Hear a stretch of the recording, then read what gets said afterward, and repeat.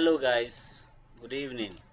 You're welcome once again to another episode of your daily dose of wisdom, coming to you from your man live, Santa Claus.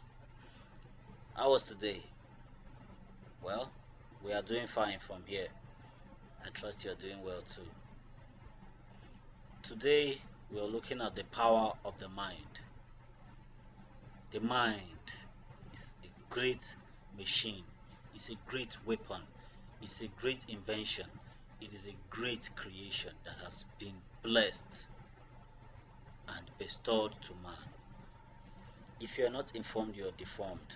The power of the mind is infinite. The nature of the mind is definite. The extent of the mind is unpredictable. The usage of the mind is unlimited. The depths of the mind is unreachable.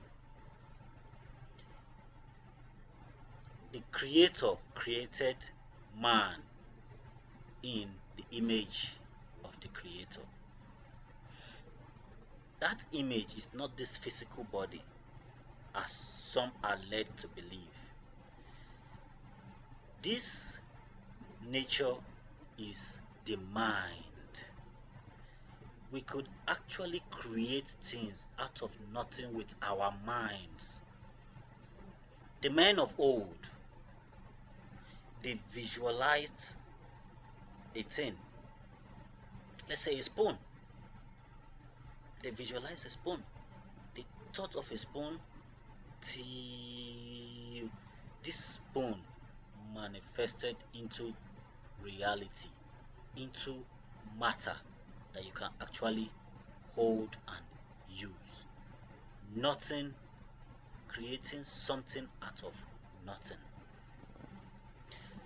The men of old spoke telepathically without words nor gestures.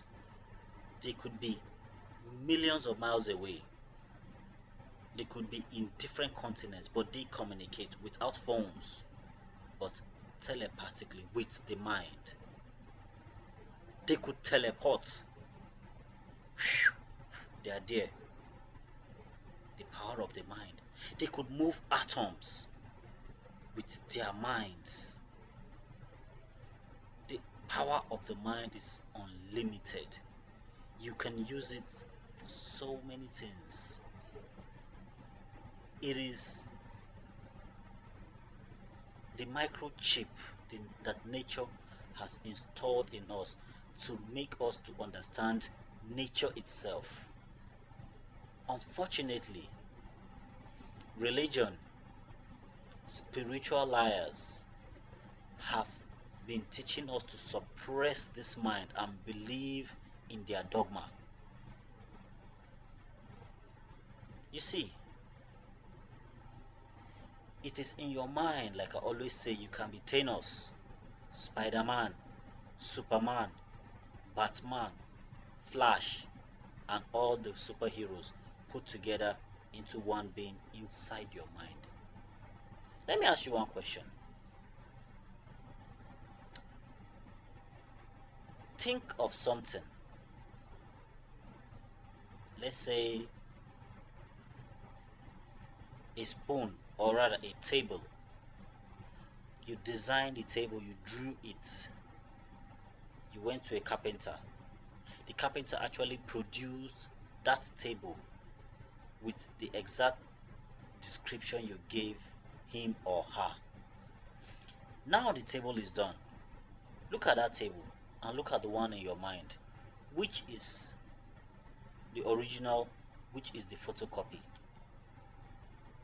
A lot will say the one you are looking at is the original. But no, the one in the mind is the original. It is like that because you have thought of it before replicating it. It is a case of original and photocopy. It can never be the same. The grandeur it has in your mind is unprecedented. The great men of old, Jesus Christ, the Buddha, Muhammad, all have trained their mind to a certain level where they could bend nature. And your ability to bend nature brings about miracles, events that are unexplainable using the physical laws of nature. Albert Einstein was said to have used, I think, 15% of his intelligence. And look at how far he went. So just imagine if we can use 50% of it. It's crazy. The mind gave birth to metaphysics. It gave birth to philosophy. It gives birth to psychology. It gave birth to several fields of study, and still we are yet to comprehend the full content of the mind. The study of the mind has compelled man to go into artificial intelligence, which is trying to give these machines a mind of their own to see how they can function independently. It's crazy. It's really crazy. The power of the mind is unlimited. The Creator gave us this mind to use to think and find a way of meeting the Creator. The Creator wants us to find the Creator. I wouldn't want to use him or her for the Creator, because that is an anthropomorphic fallacy, which entails giving human attributes to something you don't know anything about. The Creator wants to be found. It's like a trail, a hide and seek. The mind is what will live on after this physical body has gone away. But they were men of old who went to apotheosis, who could actually meet the Creator in human form. It's crazy, but it is possible with the mind. If we can unlock the mysteries of the mind. How can we unlock the mysteries of the mind? First, we have to understand ourselves. Understand yourself. Understand your purpose. Understand your environment. Understand nature. Be spiritually inclined. With all this, it just comes. With purity of heart, everything just goes on well. The brain and the heart are two different things. This is your temple. That which you use to connect with the Creator. That is why most Indians, they put whatever here, and this is where they say the third eye is. Intuition. Open your third eye with your intuition. Common sense. Don't believe in spiritual liars. Don't believe in dogma. Don't believe in organized religion.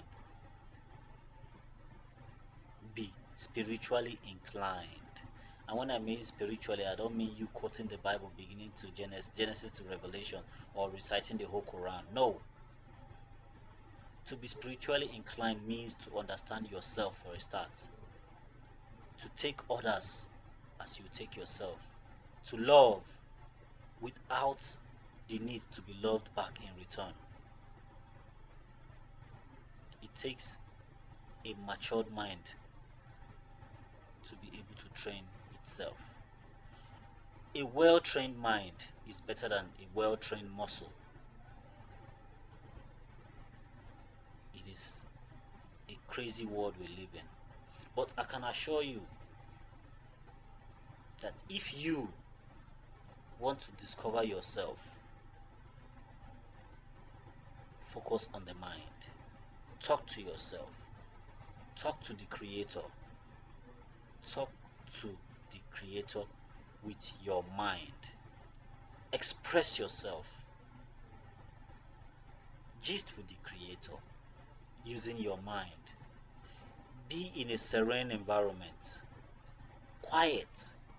Be modest. Be sincere. Don't be distracted. those little whispers in your ears, in your head, in your mind, those are the words of the Creator talking to you. Listen, pay attention, and believe me, great things await you should you be able to do this. Thank you for listening. I'll see you again tomorrow.